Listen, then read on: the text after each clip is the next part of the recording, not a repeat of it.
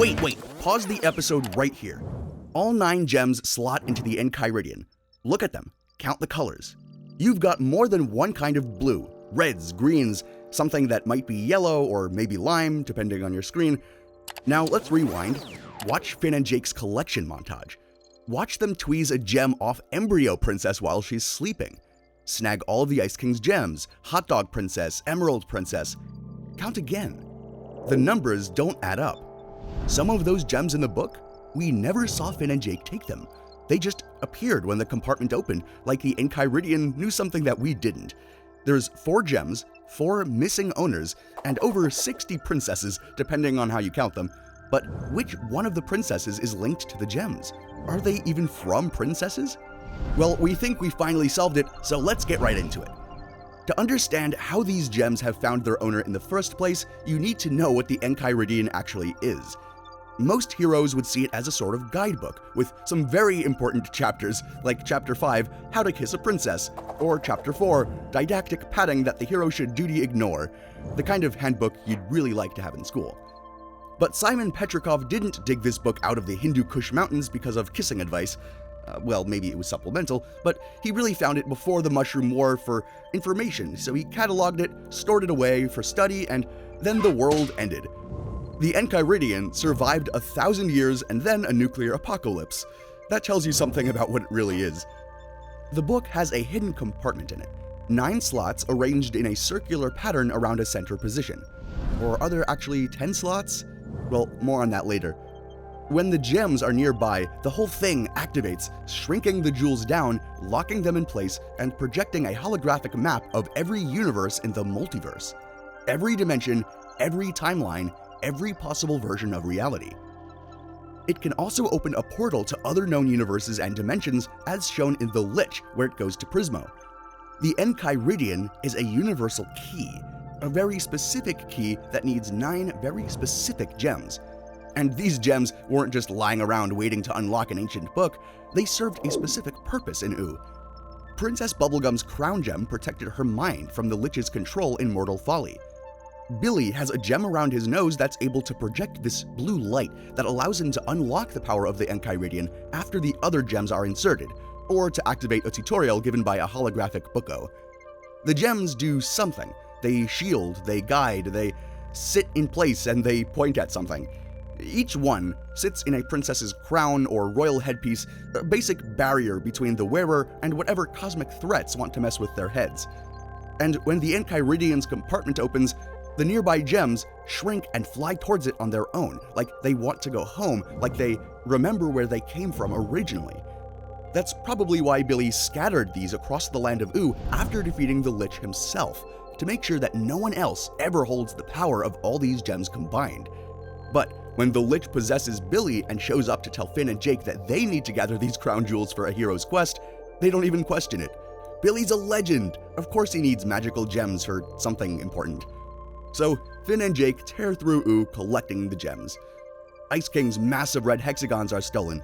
Engagement Ring Princess has her gem forcibly removed. Emerald Princess is popped like a pimple. Hot Dog Princess loses her small red sphere. Embryo Princess is extracted while she floats in her bubble. It's delicate, weird, and uncomfortable if she's in the place an embryo is supposed to be, but they got that gem, so they went there. Lumpy Space Princess also gets her star-shaped gem taken, but something odd happens to it. The Enchiridion rejects it. LSP's star isn't one of the 9, no matter how much she wants it to be to prove that she's a real princess. Don't worry, LSP, you're a princess to all of us. Finn and Jake take the last gem, which is in PB's tiara. The 9 gems slot into the book, and the portal opens after Finn breaks the book. But if you count what we just watched Finn and Jake actually collect on screen, if you go back through that montage and check every princess they visit, you just get 6. 9 slots, 6 collections. The rest of the gems just appeared out of nowhere. So who are they from? Where did they come from? Who brought them there? Well, before we find out what is missing and how it arrived there, let's lock down what we know for sure. Princess Bubblegum's gem is the easiest to get. That turquoise sphere sits dead center in the Enchiridion's pattern as the central opening key. Ice King's red hexagon is just as clear, it fits right on top. The rest are also pretty straightforward. Emerald Princess, dark green diamond, lower left slot. Engagement Ring Princess, a little darker blue sphere right above the Emerald Princess one. Then it gets interesting. Hot Dog Princess contributed a small red sphere, and Embryo Princess also had a small red sphere. But in the Enchiridion, there's only one small red gem. We did see two versions of the Enchiridion, one with 9 slots and one with 10 slots, so could that explain the two red spheres either merging or having some kind of unknown slot, or maybe like one of them changes colors? That's a mystery we'll solve later. If we count those two gems as one though, that still leaves 4 more unexplained gems. There's the purple or magenta one on the bottom right, the yellow one in the middle left, the blue one on the top right, and the lime green one top left. Those were seemingly gathered off-screen. Fans have been debating who owned them for years, trying to figure out where they came from by combining background characters. Adventure Time Wiki lists them as unknown ownership, or maybe you can place the magenta sphere as the one contributed by Embryo Princess, since it might just be a slight discoloration. Reddit spirals into theories like they always do, and that seems to be the easiest explanation, but there's plenty more. Most of that theorizing isn't really necessary, as we can identify most of them step by step. The yellow gem in the middle right has to be from Slime Princess, but under different lighting. Go back and look at Slime Princess's appearance. Her crown gem reads as lime green in most scenes, but Adventure Time's animation style uses a lot of color shifting depending on atmosphere and lighting, so it is possible that that second red sphere is one of them, and that the Slime Princess's gem is one of them as well. Slime Kingdom is underground, it's darker. When you pull a lime green gem into the Enchiridion's glow, especially in that specific scene's color grading, it can read as yellow-green, or even straight yellow. It even seems yellow in the episode Prisoners of Love. We know for certain Slime Princess has an Enchiridion gem because Betty uses it in Skyhooks, even though it was colored lime there again, so different colors, different times. She needed 3 elemental gems: candy, slime, and fire. Slime Princess's gem was always one of the 9, it just didn't get collected on screen for some reason. So when it flew in and slotted into place, the color looks off, perhaps just because of that lighting. It's the simplest explanation, but if you have another explanation, feel free to let us know in the comments down below. But for now, Mystery 1 solved.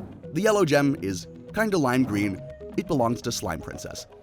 But wait, if you look at the Enchiridion diagram when it's fully activated, there's another lime green gem, top left position, also circular.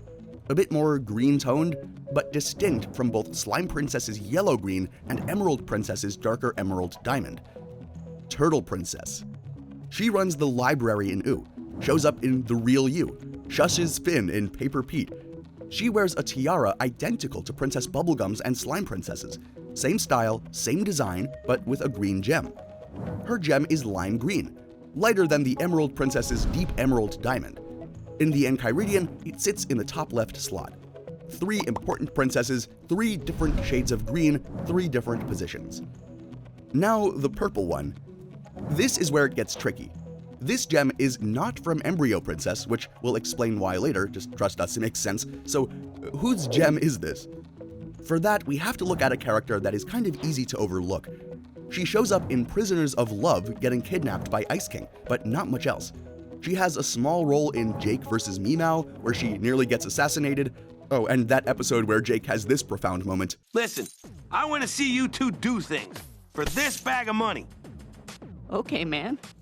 Yeah, nice. It's Wildberry Princess, of course, and she wears a small gold crown with a gem on top of her stem. Official descriptions call it red, except when you actually look at the episodes, especially in different lighting or scenes, that gem on Wildberry Princess's head reads a bit darker, not bright red like Hot Dog Princess's gem, more of this deep red purple, also magenta in some frames. Perhaps just like Slime Princess, her gem got a little bit adjusted with the color and the animation style. The animation style was loose enough that a red-ish gem could look purple, and a lime-green gem could look yellow depending on the episode. So Wildberry Princess's gem is the mystery purple gem. She is a registered princess, so Finn and Jake must have taken it, and the color inconsistency made fans think it belonged to someone else. Mystery number 2 solved, and that leaves one more gem. The last and most confusing one, the blue one in the top right slot. We have PB's turquoise in the center, Engagement Ring Princess's darker blue to the left, so whose gem is this? Well, let's go through the candidates. Ghost Princess? She shows up in multiple episodes, trapped in her own spiritual torment, but her gem is a little more greenish. What about Princess? She's got 5 heads, and each one of them wears a tiara with a gem, except that gem is a diamond in a spade-shaped tiara on the auburn-haired head. Breakfast Princess? Well, unlike most princesses, her crown is made entirely of bacon. No gem at all. What do you think that says about her authority? You can go through the whole list of Oo's registered princesses. Most don't actually have gems, so it seems only a few of them have gems, and only a few of those went to the Enchiridion. And the ones who do have gems that we've seen, we've already accounted for. So where's the blue gem? It kind of has to be Muscle Princesses, right? She's got strength, a kingdom, and she has a gem that seems to change color from red to blue sometimes. So that makes her a very strong contender. But that leaves still one option, the creepy one that we've been talking a bit much about that didn't get much of an explanation, and that is Embryo Princess. We saw Finn and Jake take her magenta gem, but something happens to it. In Jake the Dog, the last Farm World Timeline episode, Embryo Princess's gem appears light blue when the jewels fly back to their owners. Not magenta, blue.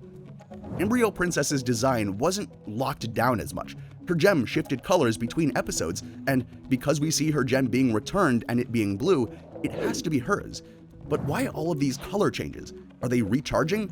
Do they just change because that's what happens in colored episodes that don't have consistency as much? Well, her telekinetic bubble, that pink amniotic sac thing that she's floating in, could affect how we see the gem's color through it, and that might be a good enough explanation for why they look different inside and outside of that bubble. But that leaves us one last mystery. The 10th slot we see for only a few frames. So this is an extra mystery slot that could be explained due to there actually being 10 gems that are linked to the Enchiridion, maybe even 11, but they don't seem to get involved. Princess Bubblegum has the Candy Elemental Gem. Slime Princess has the Slime Elemental Gem. If we count the Crown's Jewels as the Ice Elemental Gems, that leaves the 4th and last element, Fire. Flame Princess wasn't part of the Lich episode because Finn hadn't met her yet. She was still locked up in her lamp when all of this went down. But we know she has a gem from when Betty uses it. The Fire Elemental Gem exists. So that raises a question, was the Enchiridion always meant to have 9 slots or 10? Did they introduce the Flame Princess later and the necessity for that extra gem for the Enchiridion to work, or does it work with only 9 gems? Well, either way, Finn and Jake's timeline opened the book with an incomplete elemental set, 3 out of 4, and it still worked. The portal opened and Prismo's time room became accessible to them. But you still have to wonder what would have happened if all 4 elements had been present. Maybe it would have opened somewhere else entirely. What kind of place would have been even more scary or more important than the time room? But maybe the Enchiridion was always meant to be more than what Finn and Jake unlocked that day. There are a lot of pages after all. For this case though, 9 gems solved the puzzle. But the 10th gem, the one that wasn't there, might still remain the bigger mystery. The thing about mysteries in Adventure Time is that they don't always announce themselves. You have to look for them and find them because there's just so much content and hidden detail even after all this time. It's why this is one of my favorite shows. No one told us to count the gems to find out what they were about, where they came from, or it was just a background thing that the animation studio maybe didn't think much about. They even showed Flame Princess's gem had a different slot in the Elements miniseries inside the book and added a few things later. We can't always tell when something is an inconsistency or a hidden detail that we have to find. And maybe that's the real lesson here. Not everything that looks like an error is either on purpose or a mistake.